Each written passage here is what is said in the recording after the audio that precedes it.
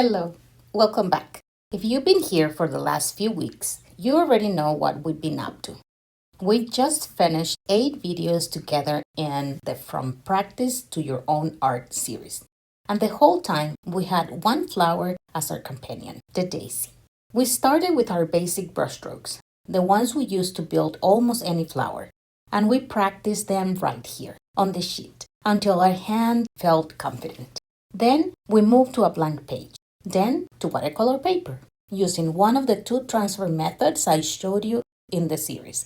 And from there, we kept opening doors. We explored compositions, we played with color and value, we tried different backgrounds, we added details, and we had fun mixing color combinations to find what we love. Today, I want to take everything we learned and show you how it travels. Hi, I'm Tania Miller, and if this is your first time here, welcome. I'm a watercolor artist and teacher, and what I love most is helping you discover that you don't need talent to paint something beautiful. You just need a starting point and someone walking beside you. That's what I'm here for. The daisy was our practice partner. What we were actually building the whole time was the confidence to pick up any flower and say, I can try this, I know what to do. So that's exactly what we're going to do right now. Today we are painting the purple crocus. It's one of the 14 flowers from my flower practice sheets, which come with my 3-hour flower workshop replay. And I picked the crocus on purpose. It has a completely different personality than the daisy.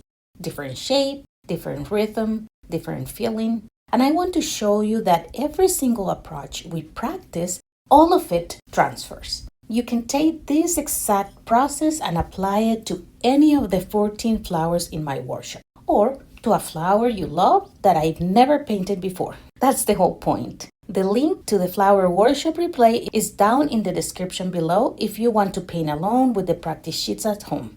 Okay, let's get into it. Before I touch the crocus, I'm just doing a few brushstrokes on the side, exactly like we did on the daisy practice sheet. Different flower, same starting point. Your hand needs to remember the brush before you commit to the painting.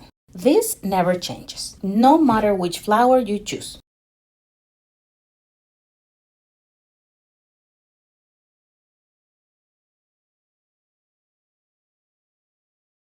When you transfer the drawing to watercolor paper, remember the 2 transfer methods I showed you in the series? I'm using one of them right now to get my crocus shape onto the watercolor paper. This is a simple bridge from practice sheet to blank page to watercolor paper, same bridge, every flower.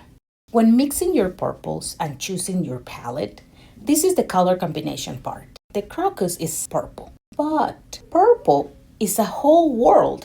Is it a cool blue purple, a warm violet, a soft lavender? I'm not just grabbing one tube. I'm mixing, testing on the side of paper, finding the purple that feels like this crocus to me. Your crocus might be different. That's the point. This is where your voice starts showing up. Watch what I'm doing with value here. Light areas, darker areas. This is exactly what we practice on the daisy. The flower changes, but the principle doesn't. Where do I want the light and where the shadows? Ask yourself that with every flower you ever paint.